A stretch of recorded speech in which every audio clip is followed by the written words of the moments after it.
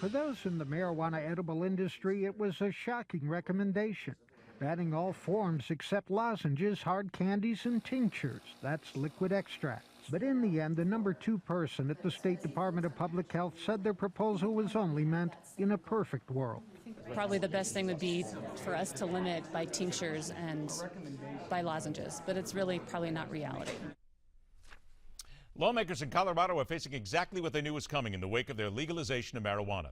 Necessary restrictions to continue allowing the use of said weed, but also protecting segments of the population who never had a vote in the matter. And with Halloween right around the corner and more than a few curious kids in the mix, the edible portion of cannabis is now dead center in the controversy. A call to ban all recreational marijuana edibles in the state did not last long, and there are those who believe it's an excellent idea. Others who naturally see it as a knee-jerk reaction. So let's get to the base of this budding issue. Welcome to MidPoint, senior editor at Reason Magazine and author of Saying Yes in Defense of Drug Use. Jacob Sullum joins us today. Jacob, thanks so much for being here. Sure, thanks for having me. Jacob, here's a first headline from the Colorado Springs Gazette. Colorado health authorities suggested banning many forms of edible marijuana, including brownies and cookies, then whipsawed away from the suggestion Monday after it went public. Why do you think they went with it in the first place, and why do you think they backtracked? Well, they backtracked because it's illegal. Under the state constitution, which has been amended by Amendment 64, which legalized marijuana, edibles need to be legal. They can't just arbitrarily ban them. So somebody may have realized that. And that's hard to change. That would require changing the Constitution. So they have to make this work. Their concern, ostensibly, is accidental ingestion by minors. This is their main concern. Does this not tell us perhaps so at least... I'm sorry. Please, go ahead, finish. Yeah, I mean, so you know, they have asked for and received various protections already to address that concern. So, for example, the little candies have to come in child-proof containers, similar to what you get, prescription medicine in. Everything has to be clearly labeled and distinguished from, ordinary treats or ordinary snacks. There is still a concern, which you alluded to, that if you take these things out of their original container, a lot of them look just like the unspiked versions of those same products, which is true, and it's hard to address in some cases because you may be dealing with things that cannot easily be stamped or colored to distinguish them. But this is really an area where parents need to be careful and consumers need to be careful, need to keep these things out of kids' reach. The thing about Halloween candy, by the way, is totally made up. This is a story that is told every year by police in various parts of the country, who warn you that these marijuana-infused treats may show up in your kid's pumpkin or trick-or-treat bag, and it never happens, as far as I can tell. Jacob, I have to tell you something, though. Living in the many places that I have over the years in broadcast, I can think of at least 2 places I've lived where marijuana has shown up in candies and Halloween in the last 20 years. It's happened. Showed up being slipped surreptitiously to kids? No, actually cooked into the candies, cooked into the brownies. Let's get real honest here. Cooked into the brownies and then handed out to kids as treats at Halloween. It's happened. Commercially produced ones? Nope, home produced. Okay, so that can happen regardless of the legal status of marijuana, right. Regardless of but whether it does you have an happen. But all I'm pointing out is, and you're correct about the legal side of things, but I am pointing out that this does happen. So there are those who would say that isn't this just common sense in many ways? They're just trying to protect a portion of society that may indeed be found be eating the brownies, if you will. All of a sudden, you know what, let's again be very honest here. There's a lot of people that don't want their kids running around high because of somebody's mistake.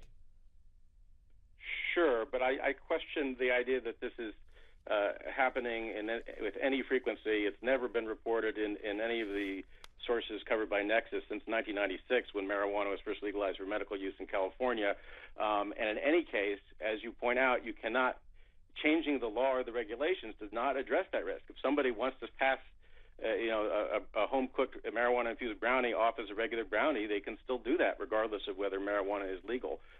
By regulating it, you do have some control and ability to warn people and to distinguish the marijuana-infused products from other ones, to indicate to people how much an appropriate dose for an occasional user is, which they've done in Colorado. And they've also said that with these products, they have to be easily divisible, right? So if it contains 10 milligram doses of THC, you have to be able to easily cut those off, right? So these are the kinds of precautions that you can take, but you can never 100% prevent either diversion to teenagers, and let's be honest, that's much more likely, deliberate diversion by kids who want to get high, as opposed to surreptitiously, spiking their brownies. It's much more likely the kids will try to get their hands on does it stuff show like us? getting high. Well, does it show us maybe, Jacob, that? And again, I understand it's law and all this, but does this not show us that maybe this constitutional amendment was passed and there were certain things that were missed, that were just overlooked? Because again, this would seem to a lot of people just to be common sense, to where at least you're trying to protect kids, where you're trying to keep the edibles out of their hands.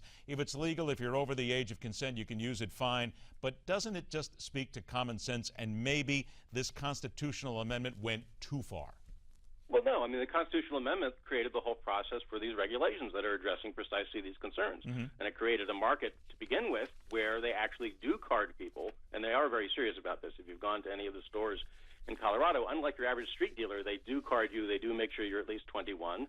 And they have, all these labeling requirements, packaging requirements that are aimed at, preventing accidental ingestion by kids.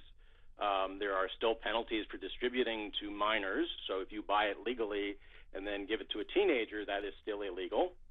So you have a lot of additional control that you do not have in a black market. In the black market, you have no control whatsoever. It's not perfect for sure. No kind of regulation ever is. I mean, booze is legally regulated. Teenagers still manage to get their hands on booze, even though the stores, typically card people. They can get it from their older friends or their older siblings and that sort of thing. Jacob, I only got about 30, 40 seconds left. I only got about 30, 40 seconds left, so let me just say this. Isn't it fair to say, about 30 seconds left here, fair to say that when we say that parents will have control and parents will be responsible, fair to say that not everybody's always responsible, though, correct? That's always the case, that not everyone's always responsible, yes. And that is always just a problem. So understanding, at least, it simply is just a safety issue here, but you're not falling for it, though, are you? I believe there's a legitimate safety issue, but I believe it is more easily addressed in a legal environment where you can actually regulate the people making and selling these products. All right. Jacob, no, we appreciate it really, because there's so many facets to this law, and undoubtedly this is going to go to a lot of other places in America, so we need to make sure exactly where it's going and what we're talking about in these different laws. I thank you again for your time. Later on this hour, one pop song has an entire city up in arms and seething mad about its use. That, of course, was hyperbole, but there are those who think it's worth noting. And after the break, a ground zero in the American immigration dispute from Guatemala, where the immigrants continue to flow into the United States. That's coming up next.